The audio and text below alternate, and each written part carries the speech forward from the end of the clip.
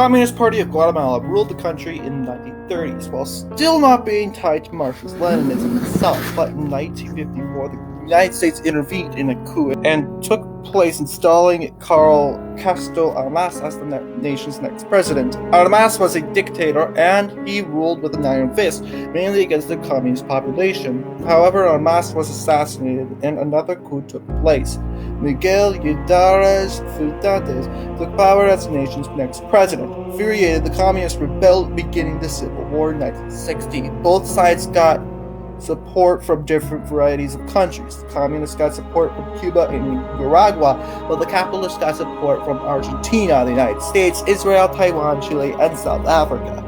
The Civil War had been going on for 6 years now, taking its course until 1966, where the power of the people was reestablished and only made the situation worse, while this led fierce campaigns against the president. In 1982, a triumvirate, which was headed by General Efrain Rosmont, took power in Guatemala. Rosmont then declared himself dictator of Guatemala. In the 1980s, the fighting spread into urban areas. In response to the communist attacks in rural areas, the government used scorched earth attacks against their own people.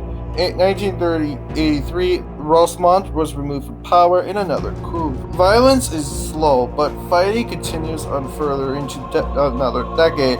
In 1990, Jorge Serrano Elias was elected the next president. He ended brutal policies, but he was kicked out of office in 1993. Romero de Leon Carpio was chosen to replace Elias, and he tried to find ways to end the Civil War. In 1996, this finally is met, and the Civil War ends, and both sides sign a peace agreement. This saw the border of Guatemala change a bit. Guatemala is slowly getting into the right direction, and the country still remains pretty conservative, as the more liberal population seems to be getting more quieter, and while the still more conservative Guatemala is still regaining the majority.